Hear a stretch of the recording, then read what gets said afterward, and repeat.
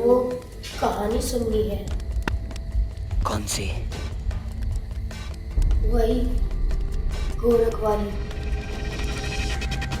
कहते हैं इतिहास के पन्नों में कभी कहानियां सुनहरी नहीं होती। कुछ कहानियों के किस्से उन अंधकार के काले घने धब्बों से भी चढ़े गए हैं जिनको सुनकर हमारी रूह तक कांप जाती है। ये वो कहानियां हैं जिन्हें अंधकार बिना सांस लिए निकलता जा रहा है, और जब जब इन किस्सों के पन्ने बढ़ते जाते हैं तब तब वो रुद्र इन विनाशकारी किस्सों को सिर्फ और सिर्फ इतिहास बना जाता है। 10 साल पहले भी हमारी धरती पर एक ऐसे ही दानव ने जन्म लिया था। आप किसकी बात कर रहे हैं?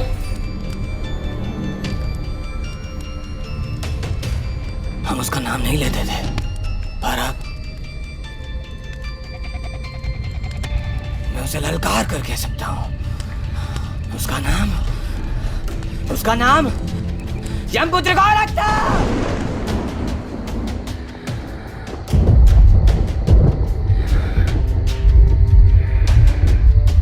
यमपुत्र, ये कौन था?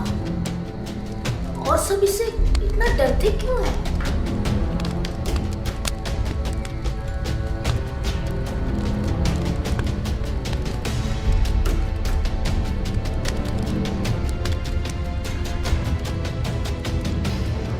हम अपने स्वार्थ में इतने डूब जाते हैं कि भूल जाते हैं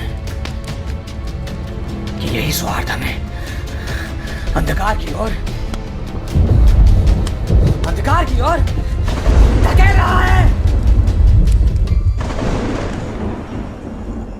कुछ इसी स्वार्थ के कारण युगों युगों पहले गोरख के माता पिता उसे कचरे में फेंक गए थे, पर वो नहीं जानते थे उस बच्चे में दिव्य शक्तियां थी।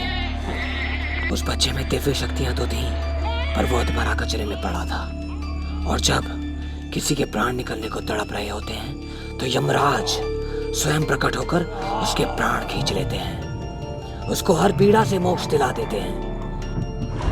उस बच्चे को मोक्ष दिलाने हेतु यमराज स्वयं प्रकट होते हैं, और जैसे ही उसके प्राण खींचने के लिए अपना गदा उसकी ओर उठाते हैं, उस बच्चे की दिव्य शक्तियां उस गधे को दूर फेंक देती हैं। आश्चर्यचकित होकर यमराज उस बच्चे की ओर बढ़ते हैं और देखते हैं कि उस बच्चे की लाल आंखें स्वयं यमराज को घूर रही थी। वो 1 महीने का बच्चा, जिसे ना पता है कि वो कहाँ है, स्वयं यमराज को बड़े प्यार से घूर रहा था। ये देख यमराज का दिल पिघल जाता है। यमराज अपने हाथ जोड़कर भोलेनाथ को पुकारते हैं। क्योंकि यमदूत ने पहली बार मदद की गुहार लगाई थी तो भोलेनाथ तुरंत प्रकट हो गए। यमराज ने झुककर उनका नमन किया और अपनी दुविधा व्यक्त की। भोलेनाथ उस दिव्य शक्ति को नष्ट करते हैं और यमराज को उसके प्राण निकालने को कहते हैं, पर यमराज के पैर उस बच्चे की ओर न बढ़े। क्या हुआ? हे भगवान, आज तक मैंने अपने धर्म का पालन किया है, पर आज इस बच्चे को देख मेरा दिल पिघल गया है। ऐसा लगता है इस बच्चे से मेरा कुछ नाता है। यम, ये आप क्या कह रहे हैं? इस बच्चे की किस्मत में यही था, और इस यमराज का दिल कैसे पिघल सकता है? हे भगवान, किस्मत तो आप ही लिखते हैं ना। हम आपसे भिक्षा मांगते हैं, क्या हम इस नन्ही सी जान को पाल सकते हैं? पर ये आपकी छांव में सिर्फ दानवता सीखेगा। इसीलिए मैं आपके सामने झुककर कहता हूँ, इसे आशीर्वाद दीजिए और मानवता की राह पर चलाइए भोलेनाथ। हे यमदूत, तेरी इस दयालुता ने मुझे प्रसन्न कर दिया है, और आज मैं शिव ये ऐलान करता हूँ कि ये बालक यमपुत्र के नाम से जाना जाएगा, और मैं इसे वरदान देता हूँ कि आने वाली पीढ़ी को शक्ति प्रदान करेगा। तो यमपुत्र हमारी धरती पर क्यों आया था?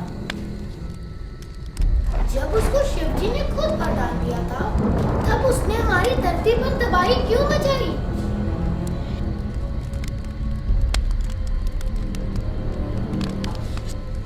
इसका जवाब हमें त्रेता युग में जाके पता चला, जब रामायण का वो युद्ध अपने चरम पर था।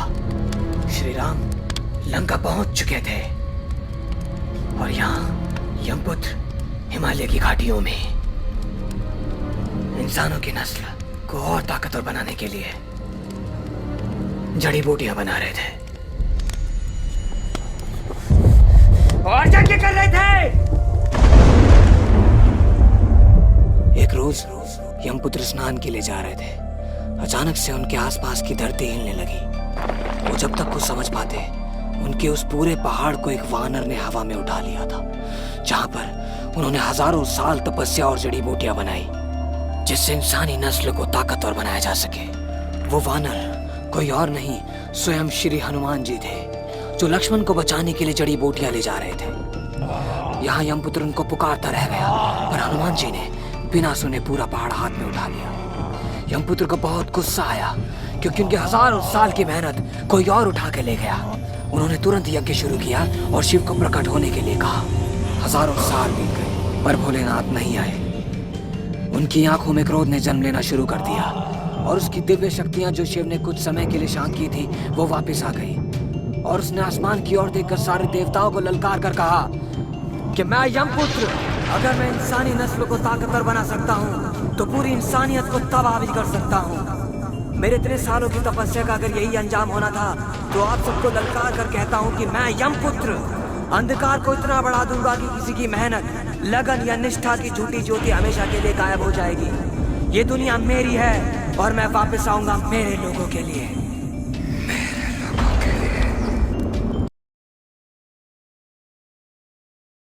मुझे इसे मिटाना होगा, पर पहले मुझे इसके बारे में जानना होगा। एक इंसान है जो जरूर जानता होगा।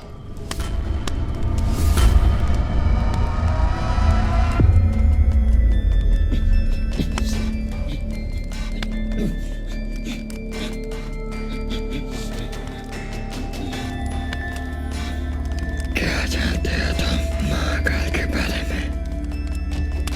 ये डर उचित है। आज मैं जान गया कि सिर्फ महाकाल ही है जो तुझे तेरी औकात याद दिला सकता है। वही है जो तुझे बता सकता है कि तू आज भी उतना ही लाचार है जितना तू तब था जब स्वयं यम ने तुझे अपनी गोद में उठा लिया था। तू जानना चाहता है ना महाकाल कौन है? तू जानना चाहता है ना महाकाल कौन है? मैं बताऊंगा तुझे। मैं बताऊंगा तुझे तेरे कल के बारे में। मैं बताऊंगा तुझे तेरे कल के बारे में। याद है तुझे जब तूने उन देवताओं को ललकारा था और पूरी सृष्टि नष्ट करने चला था? तेरा प्रकोप चरम सीमा पर था, पर ज्यादा क्रोध सिर्फ विनाश लाता है। और याद रख, उस विनाश में तू भी भस्म हो सकता है। जब तू अपने क्रोध में चूर सब कुछ तबाह करता हुआ उस वन की ओर बढ़ा, तो तुझे एक मासूम सा बालक अपने बाण की धार को तीखता करता हुआ देखा। पर तेरी दानवता ने अपनी सीमा तोड़ रखी थी और तूने बिना सोचे समझे उस पर हमला कर दिया और उस बच्चे को वहीं ढेर कर दिया। पर तुझे अंदाजा भी नहीं था कि वो किन का पुत्र था गोरख।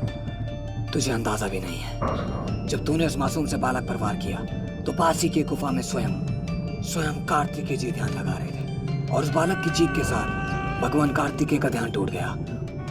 उन्हें अपने पुत्र को देखकर यह आभास हो गया कि यह काम सिर्फ एक दानव कर सकता है। कार्तिकेय जी की आंखों में पहली बार क्रोध ने जन्म लिया, ऐसा क्रोध जिसका आभास शायद स्वयं शिव को भी नहीं था। भगवान कार्तिकेय ने अपने पुत्र का शव उठाया और तुरंत शिव के पास लेकर पहुंचे। पिताजी, आज मेरे पुत्र को एक हाबी के वरदानी दानव ने वार कर इसके प्राण निकाल दिए हैं। और अगर किसी निहत्थे बालक को एक दानव मौत के घाट उतार सकता है, तो इसने मेरे क्रोध के बांध को तोड़ दिया है।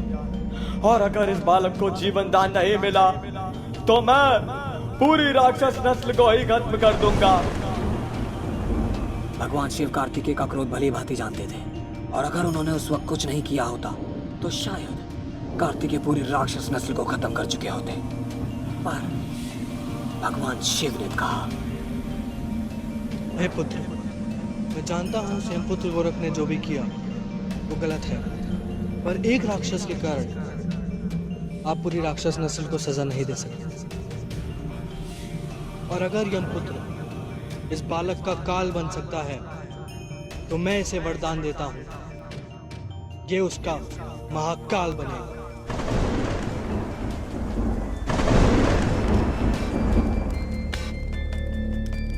कौन हो तुम और कैसे जानते हो ऐसा? नारायण नारायण।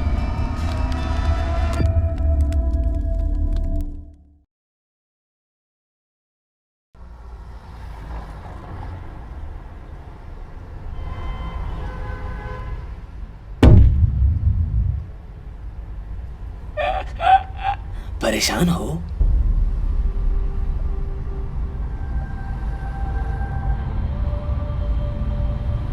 वो कमजोर है पर अटल है।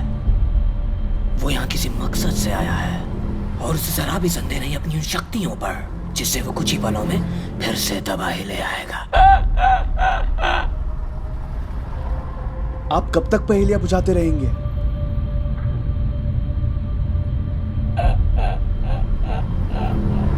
आपको सब मजाक लग रहा है? हम सब खतरे में हैं। वो एक एक करके सारी इंसानियत को खत्म कर रहा है।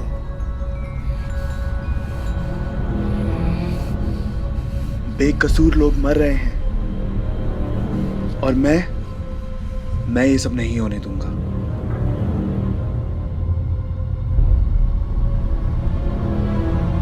और बेकसूर लोग नहीं मरेंगे।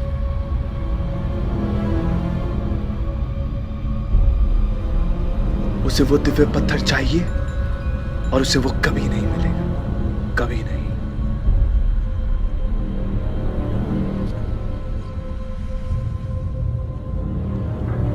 ये लीजिए, इसे आपसे ज्यादा सुरक्षित और कोई नहीं रख सकता।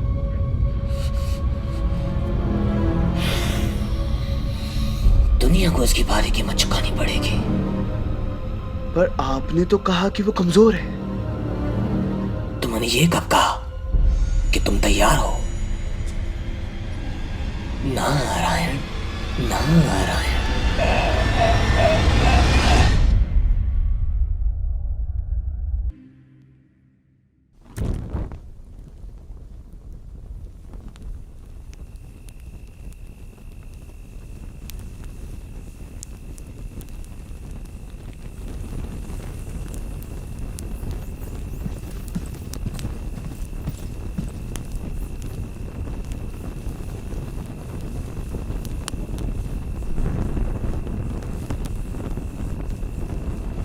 ये लीजिए, खत्म कर दीजिए इस पाप की दुनिया को, एक नया स्वर्ग बनाइए।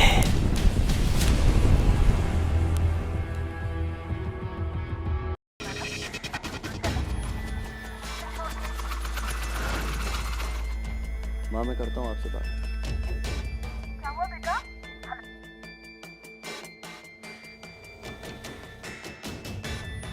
ये क्या वाहियातपना है? ये तुमने क्या किया? तुमने दो बेकसूर लोगों की जान ले ली जो यहाँ सिर्फ मैंगो जूस लेने आए थे।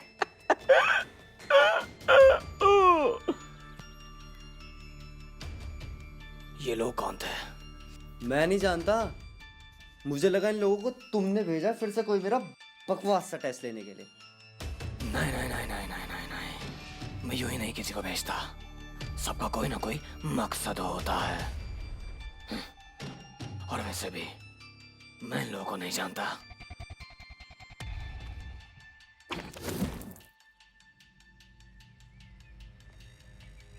मैं जानता हूं तुम क्या सोच रहे हो। पापा की यादें, रिया की नई ड्रेस। तुम मेरा दिमाग पढ़ना बंद करोगे? क्या मैं तुम्हारा दिमाग पढ़ सकता हूँ? तुम पता लगा सकते हो वो लोग कौन थे? मेरे बाएं हाथ का खेल है। नहीं, हर चीज तुम्हारे बाएं हाथ का खेल नहीं हो सकती।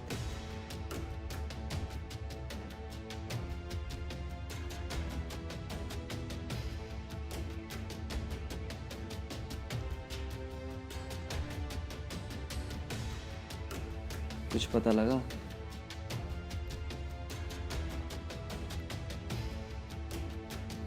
मैं कोशिश कर रहा हूँ।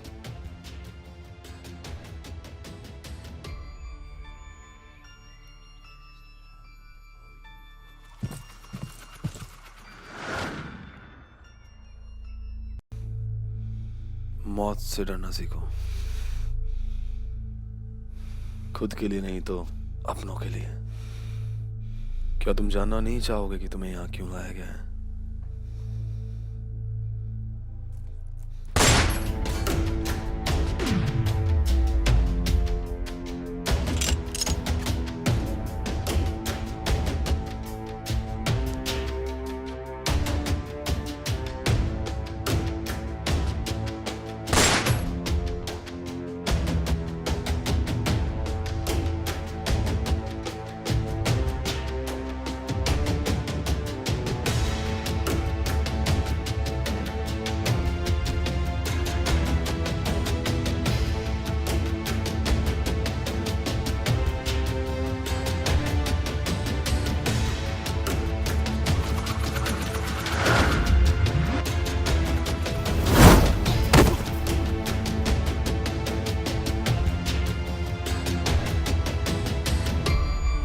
मैंने इस बार देरी नहीं की। हद होती है। वो मुझे कुछ बताने वाला था, मुझे कुछ पता चलने ही वाला था यार। तुम 2 मिनट बाद नहीं आ सकते थे? वो तुम्हें मारना चाहते थे। नहीं, अगर उन्हें मुझे मारना ही होता तो पहले ही मार देते। You know what? तुम उनसे मिले हुए हो, मुझे यकीन है तुम उनसे मिले हुए हो।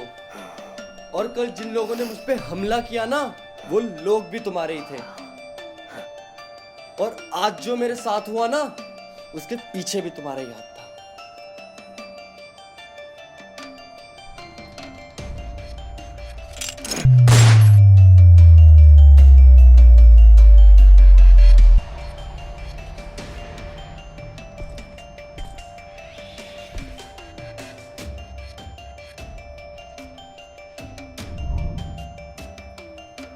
बेवकूफ इंसान।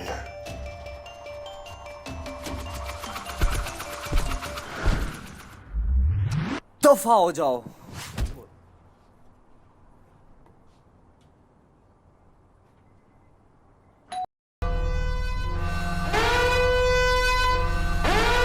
ओह शिट, वो फिर से पेंसिल का यूज कर रहा है। एच बैंड फ्रीक्वेंसी कहां से आ रही है? झांसी, महसूस जानते हो तुम्हें क्या करना है।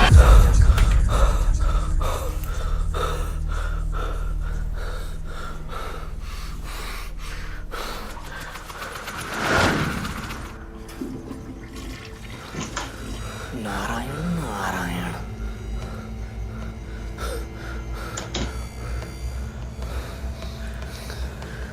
कुछ सवाल है मेरे।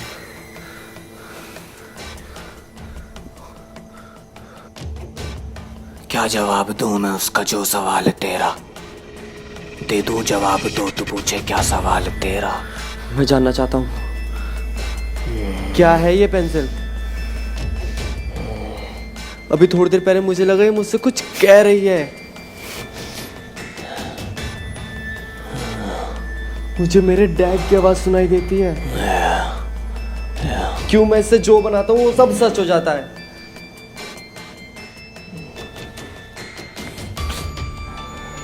आखिर क्या है ये पेंसिल?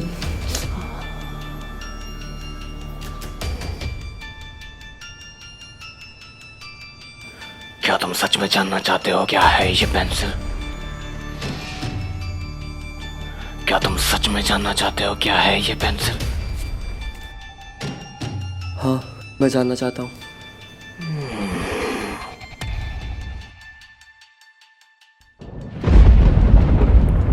अरबों साल पहले दुनिया के दूसरे छोर पर जब गुरूर की आग में डूबे अमीरों ने गरीबों को लूट लिया और उन्हें राक्षस बनने पर मजबूर कर दिया, तो कयामत आई और अकाल पड़ गया। लाखों मौत हुई।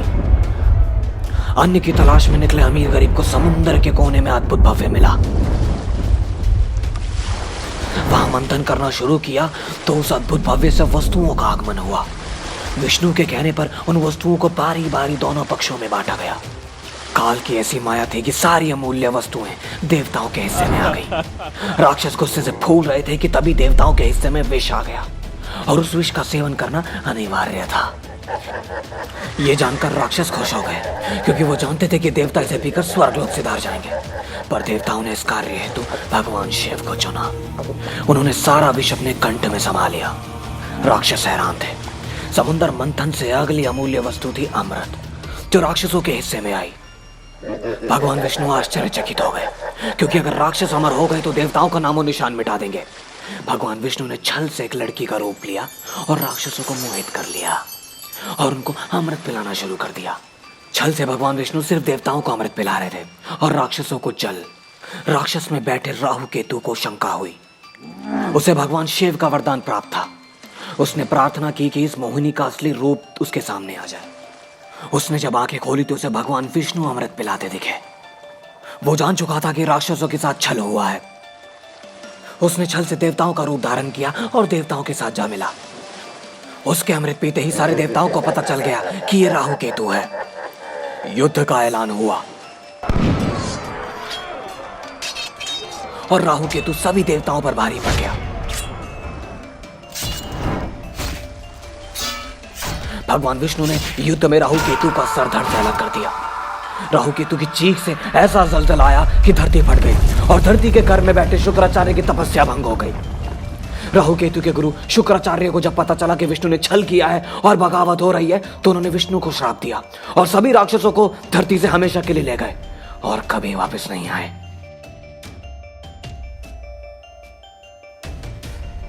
एक सेकेंड, ये कहानी तो मेरे डैड भी सुनाते थे, पर मैं जानना चाहता हूँ ये पेंसिल आई कहां से है।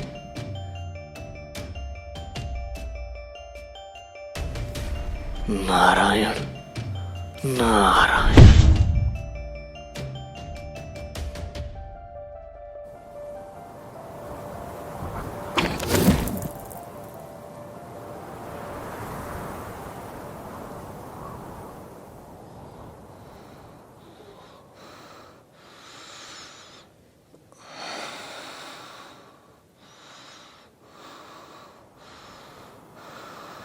तुम उस पर नजर रखोगे। मनुष्य विज्ञान में बहुत आगे निकल गया तक वो पेंसिल पर इतना नहीं तो आपका आगमन कैसे होगा कि आपके बनाए यंत्रों को निरस्त कर सके।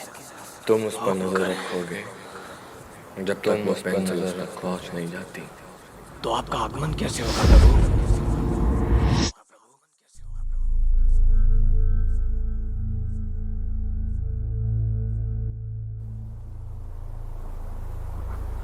हे प्रभु, ये धरती किसी की अधीन नहीं। वहां देवों का भी कोई नामो निशान नहीं। वो मात्र मंदिरों में कठपुतलियां बनकर रह गए हैं। आपका कथन सत्य साबित हुआ। यह मनुष्य प्रजाति अपने स्वार्थ में इतना डूब गई है कि इन्होंने धरती को 70% तबाह कर दिया है। वो मेरी जन्मभूमि है। मनुष्य विज्ञान में बहुत आगे निकल गया है पर इतना नहीं कि आपके बनाए यंत्रों को निरस्त कर सके। तो वक्त आ गया है जन्मभूमि पर लौटने का। हुक्म करें। विष्णु के बनाए गए कवच से हम कभी धरती पर नहीं पहुंच सकते और अगर हमने ऐसा किया तो हमारी उम्र कम हो जाएगी। तो आपका आगमन कैसे होगा प्रभु? सिर्फ मनुष्य हमारा स्वागत कर सकता है। ये छड़ी मनुष्य की सारी मनोकामनाएं पूरी करेगी और यही हमें धरती पर बुलाएगी। ये किसी ऐसे मनुष्य को दो जो स्वार्थ में इतना डूब जाए और किसी भी सीमा को तोड़ दे।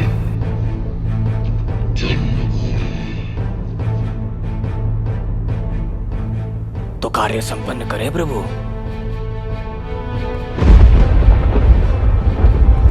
वक्त आ गया है।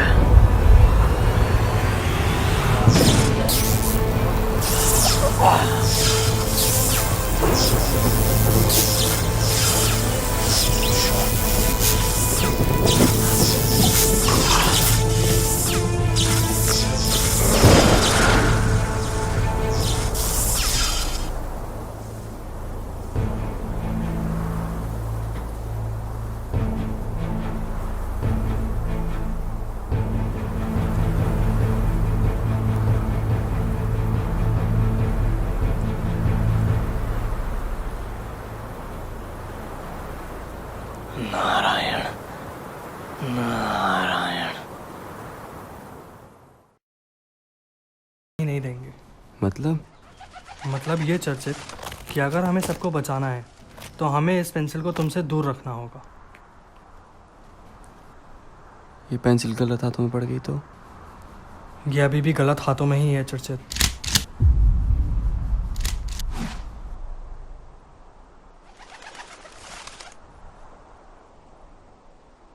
चर्चित, it's over, there is nowhere to गो।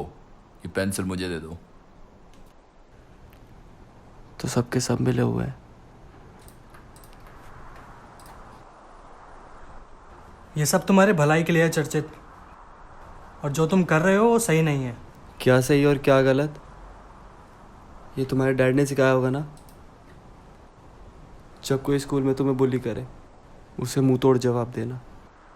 जब कोई चीज़ ना मिले तो गिव अप मत करना। हर वो बात जो you have your dad, I don't. This is not you चर्चित, you don't talk like that. अरे तुम लोगों ने समझ क्या रखा है? चर्चित ये सही है, चर्चित ये सही नहीं है, ये करो वो करो। मैंने जिंदगी में कभी कोई अच्छा काम किया ही नहीं। Sir, I am shooting him. नहीं, वेट। तुम वही कर रहे हो जो तुम्हारे पिता ने किया था। रुक जाओ, वरना मैं वही करूंगा जो मैंने पहले किया था। तू जानता है अंकित, इस आदमी ने मारा मेरे डैड को। इस आदमी ने मेरी माँ को मुझसे दूर कर दिया। अब इकलौती चीज जो मेरे डैड को वापस ला सकती है वो भी मैं इसके हवाले कर दूं। Don't make me shoot you, I am not gonna ask you again. Ankit, Riya को यहां से लेके जाओ। अंकित छोड़ो मुझे, उसे कुछ हो गया तो? छोड़ो मुझे अंकित, मेरा हाथ छोड़ो, उसे कुछ हो जाएगा।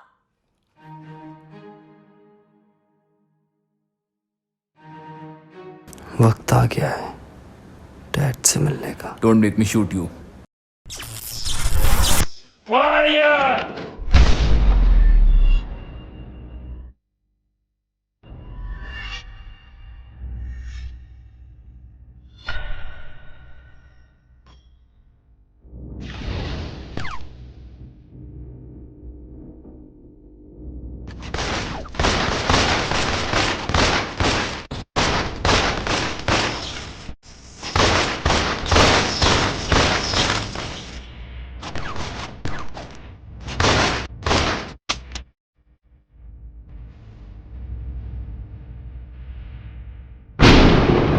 क्या तैयार हो मनुष्य हमारे आगमन के लिए?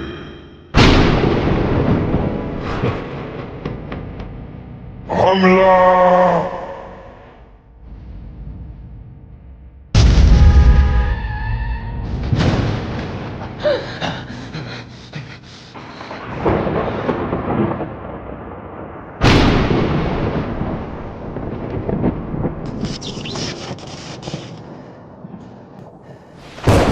It's time.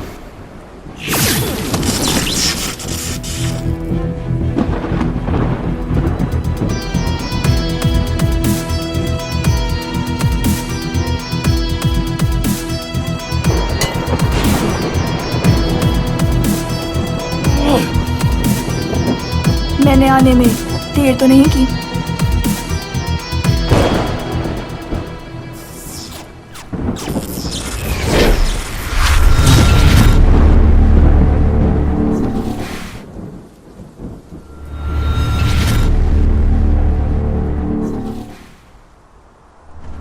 क्या देख रहे हो? क्या आप वही हैं जिसका मनुष्य युगों से वर्णन करता आ रहा है? हाँ शायद। इस अवस्था में मिलने के लिए मुझे क्षमा करें। ऐसा ना कहें ऋषिदेव। देव, आप शायद वंचित हैं देवों के ऐसे कर्मों से जिन्होंने हमें हमारी ही जन्मभूमि से अलग कर दिया। वही भूमि जिसे आप खत्म करने में लगे हुए हैं। सिर्फ भूमि को नहीं, परंतु इस मनुष्य प्रजाति को भी, जो आजीवन सिर्फ देवताओं की प्रेरणा करता रहा और भूल गया कि इतिहास को रचने वाला कोई नर नहीं परंतु एक नारी थी। आपकी सभी रचनाओं को देवों ने विलुप्त कर दिया। हम इतने भी स्वार्थी नहीं कि खुद की प्रेरणा के लिए इतिहास को बदल दें, पर देवों ने ऐसा ही किया। और क्या शास्त्रों में लिखा गया, हर शब्द सत्य है। आपको क्या लगता है, ये मनुष्य कभी आपको समझ पाएगा? कई युगों से मैं इन मनुष्यों के बीच में रह रही हूँ। ये मनुष्य प्रजाति आपको देवों से भी श्रेष्ठ मानती है। जो हो गया हम उसे बदल नहीं सकते, परंतु अब इस दुनिया को खत्म करके आप अपने युगों की मेहनत, लग्न और प्रतिष्ठा की ज्योति को मत बुझाइए।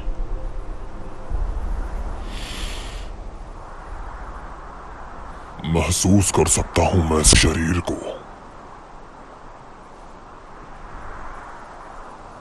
ये मनुष्य हमें कभी स्वीकार नहीं कर पाएगा। अब वक्त आ गया है जन्मभूमि पर लौटने का। क्या आप मेरे साथ हैं? क्षमा करें आचार्य, ये विनाश शक्ति और ब्रह्म की राजतांत्रिक विचारधारा में मैं उलझना नहीं चाहती। मैं बस इतना जानती हूँ कि कमज़ोरों की सहायता करना ही सर्वोपरि है, और ये मैंने मनुष्यों से ही सीखा है, और मैं आपको इस कार्य में सफल नहीं होने दूंगी।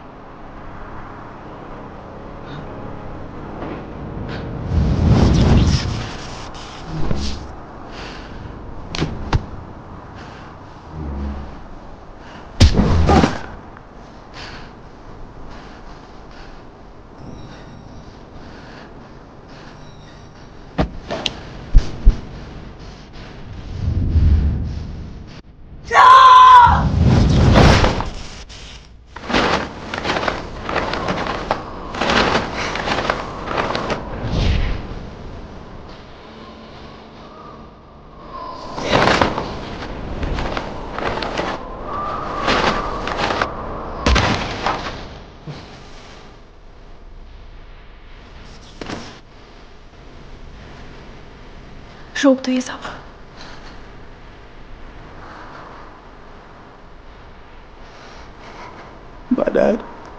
तुम्हारे पिता सुरक्षित हैं, हमेशा से थे। तुम्हें कैसे पता? मिलना चाहते हो उनसे?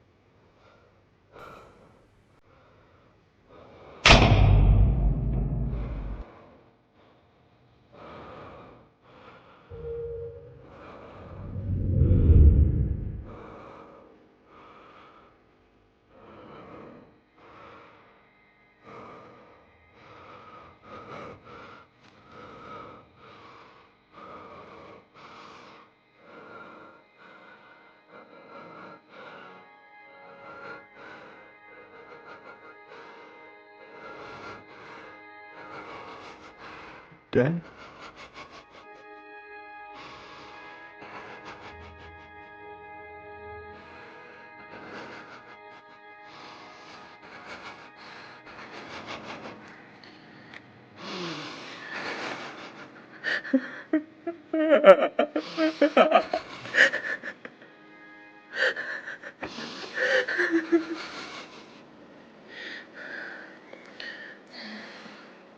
Finally.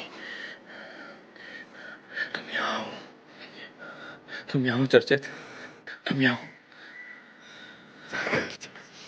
मैं घर जा सकता हूँ। हम घर जा सकते हैं चर्चित। हम घर जा सकते हैं। Missed you, Dad.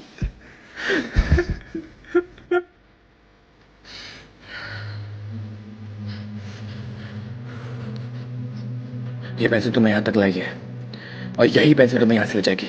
तुम समझ रहे हो ना? तुम समझ रहे हो? तुम समझ रहे हो चर्चित? तुम समझ रहे हो?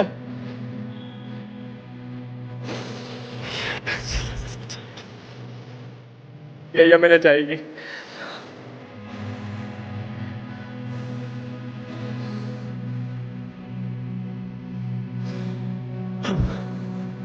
हम साथ में बाइक ठीक करेंगे।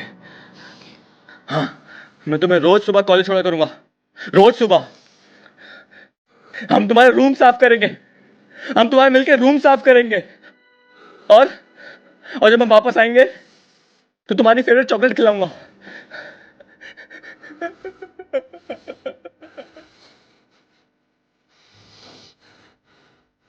हम घर जा सकते हैं चर्चित, हम घर जा सकते हैं। तुम जानते हो तुम्हें क्या करना है।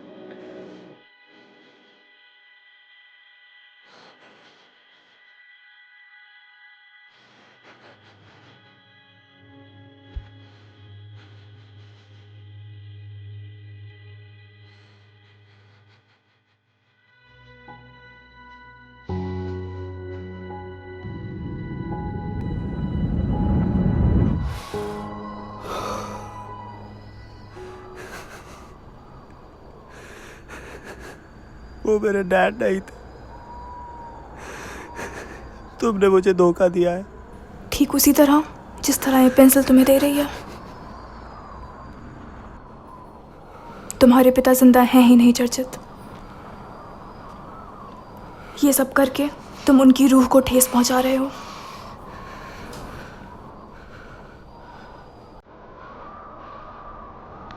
ये पेंसिल तुम्हारी और इस दुनिया की बर्बादी का कारण बन रही है। फेंक दो इसे।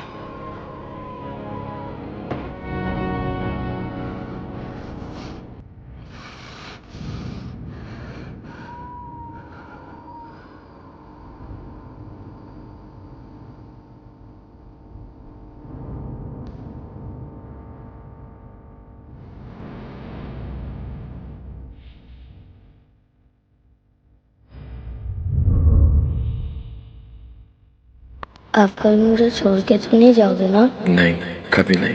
तुम जानते हो ना तुम्हारी मॉम तुम्हारी कितनी फिक्र करती है। नेवर एवर डिसअपॉइंट हर। आप बहुत टाइम के लिए कहीं जा रहे हो ना? बहुत नहीं, लेकिन थोड़े से लंबे वक्त के। आप वापस तो आओगे ना? हम मिलकर तुम्हारी बाइक ठीक करेंगे और बहुत खुश रहो, और मिस्टर खन्ना को तुम्हारी जिंदगी से दूर कर देना, बहुत दूर।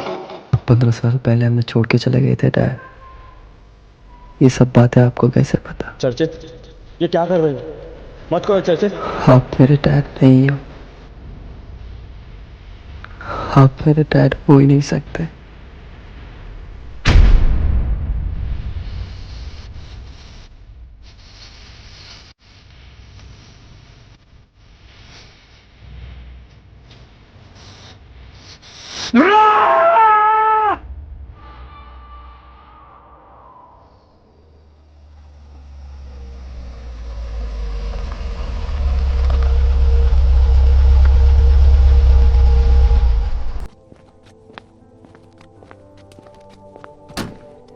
इंसानियत कभी अपनी फितरत नहीं बदल सकती। वो सब एक दूसरे पर निर्भर है। मैंने मनुष्य से सिर्फ एक चीज़ सीखी और वो है प्यार। हम कितना भी आगे निकल जाएं, हम उसे कभी भूल नहीं सकते। ठीक उसी तरह जिस तरह चर्चित अपने पिता को नहीं भूल पाया। हम सबको किसी न किसी की तलाश है। मुझे जिसकी तलाश है वो मेरे बहुत करीब है, और मुझे यकीन है कि दुनिया में बहुत जल्द बदलाव आएगा। ऐसा बदलाव जो इंसानियत को फिर से ऊंचा कर देगा, सबकी नजरों में।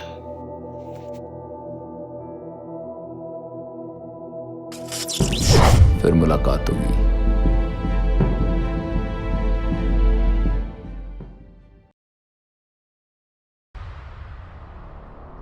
उसने कहा था बी सेफ, और यहां देखो। तुम हो कौन और मुझसे क्या चाहती हो?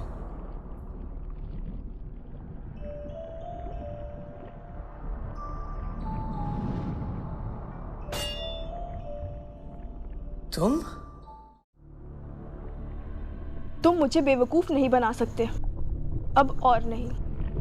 ब्रह्मांड के बारे में मुझसे ज्यादा तुम्हें ज्ञान नहीं। व्हाट? ब्रह्मांड? तुम जो भी हो, तुम्हें मेरी बात सुननी होगी। मुझे मेरे डैड से मिलना है। तुम जैसे शख्स का कोई औरा नहीं। और तुम कब से लोगों की फिक्र करने लगे? हाँ, और ये नकली परिवार की क्या माया है? I don't know what language you're talking about. अगर ये हिंदी है तो यकीन करो हमारे यहाँ इतनी शुद्ध तो देसी एंडिंग्स भी नहीं होती जितनी तुमने अपने हर लफ्ज में समाई है।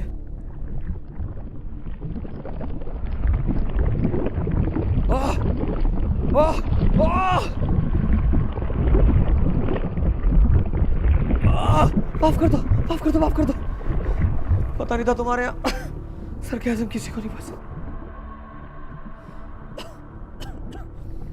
तुम मुझे यहाँ क्यों लेकर आए थे? जंग के कुछ पल बाद ही तुम क्यों गायब हो गए? कहाँ है मेरे सारे साथी? मुझे इन सभी प्रश्नों के उत्तर चाहिए। हे मेरा यकीन करो, तुम्हारी इस कानूनी कार्यवाही में मुझे कोई मज़ा नहीं आ रहा है। और अगर ये तुम्हारी दुनिया का कोई YouTube प्रैंक है तो प्लीज़ इसे बंद कर दो। मैं हाथ दिलाता हूँ। कैमरा किधर है? इधर है? किधर है? इधर है?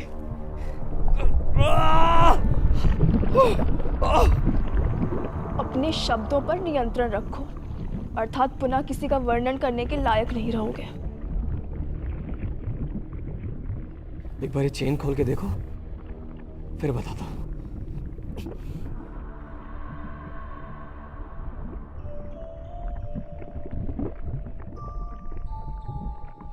वही गुरूर, वही लालच, वही पछतावा, यही नजर आता है तुम्हारी इन आंखों में। तुम्हें क्या लगता है तुम इस ब्रह्मांड के सबसे शक्तिशाली इंसान हो? नोप, जान ने ऐसा कुछ नहीं कहा, पर मुझे यकीन है कि तुम मुझे नहीं मारोगी। क्यों नहीं मारूंगी तुम्हें? क्योंकि तुम हॉट हो। एक ऐसी महिला जो सुंदर भी और कठोर भी, खुद को बैलेंस करने के लिए करना पड़ता है। मैं वो नहीं हूं जिसे तुम ढूंढ रहे हो। मैं ये कई बार बता चुका हूं। साबित करो।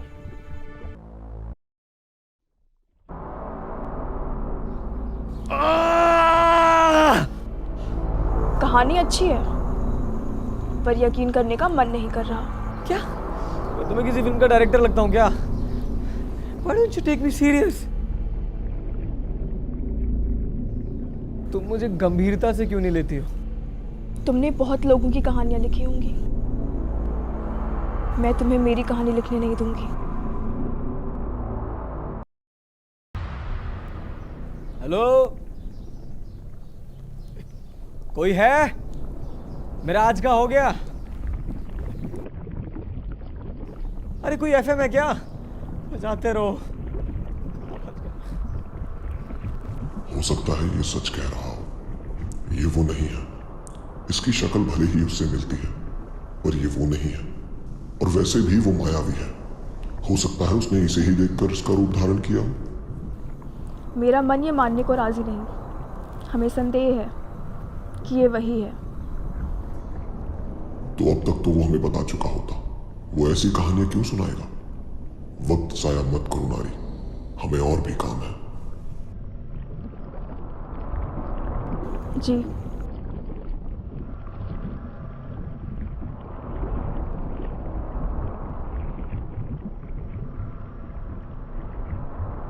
क्या सच में तुम्हारी कोई अलग दुनिया है? क्या सच में तुम्हारा कोई चंद्रमा नहीं? हाँ। तो ठीक है, कल तुम्हें मुक्त कर देंगे।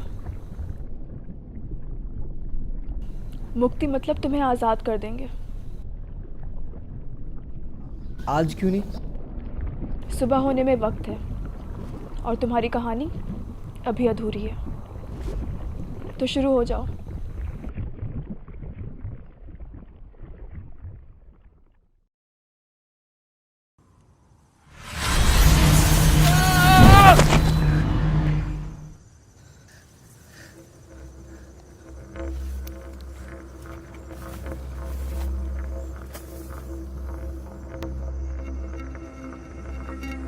ये मैं कहाँ गया?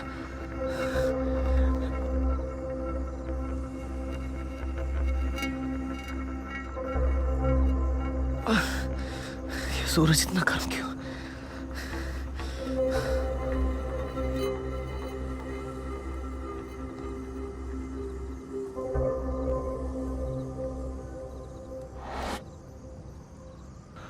मेडिसिन से कहीं आसपास होनी चाहिए। कम ऑन, दवाइयाँ मुझे मिल जाओ। जीलो को तुम्हारी बहुत ज्यादा जरूरत है।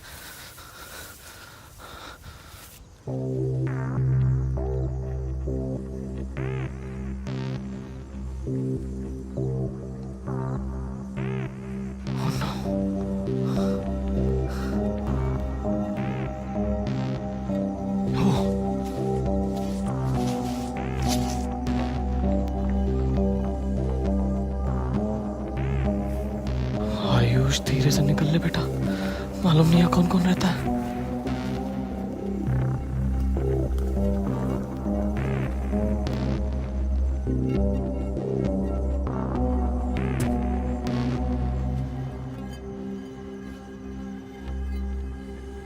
अबे ये मेरे को ही क्यों देख रहा है?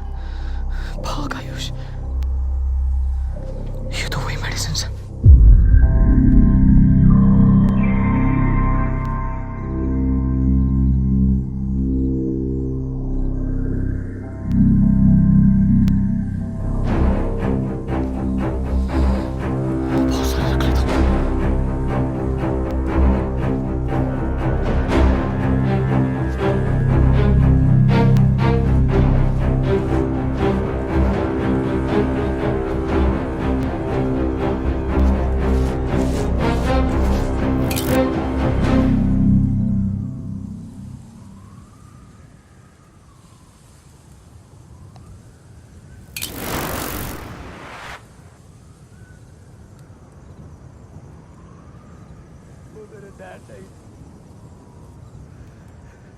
तुमने मुझे धोखा दिया है। ठीक उसी तरह जिस तरह एक पेंसिल तुम्हें दे रही है। तुम्हारे पिता जिंदा हैं ही नहीं चाची। ये सब करके तुम उनकी रूह को ठेस पहुंचा रहे हो।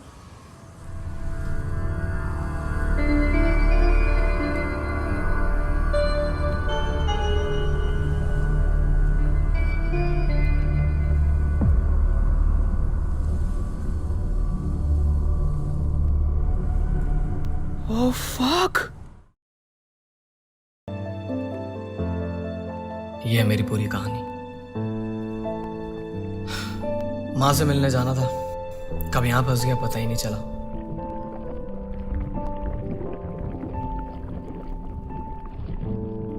अगर तुम सच कह रहे हो तो माफ करना। घर वालों से बिछड़ने का दर्द समझती हूँ मैं। तुम्हारे और तुम्हारे पिता के बीच में बाधा नहीं बनना चाहती मैं। क्या तुमने भी अपनों को खोया है? मैं भगवान से दुआ करूंगा कि तुम जल्दी उनसे मिलो और तुम्हें जिसकी तलाश है वो तुम्हें जल्दी मिल जाए। शुक्रिया।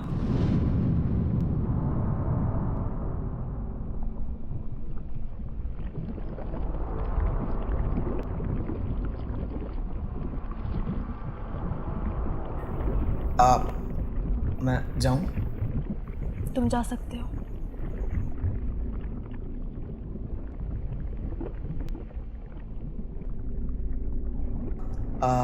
माफ करना, तुम्हारा नाम क्या था? हाँ, नारी। मदद की कभी भी जरूरत पड़े तो बताना, बंदा हमेशा हाजिर है। उम्मीद करती हूँ तुम्हारी जरूरत ना पड़े। जाओ, मिल लो अपने पिता से। ओके। मैं भी उम्मीद करता हूँ कि तुम भी मिलो जल्दी अपने पिता से। चलता हूँ।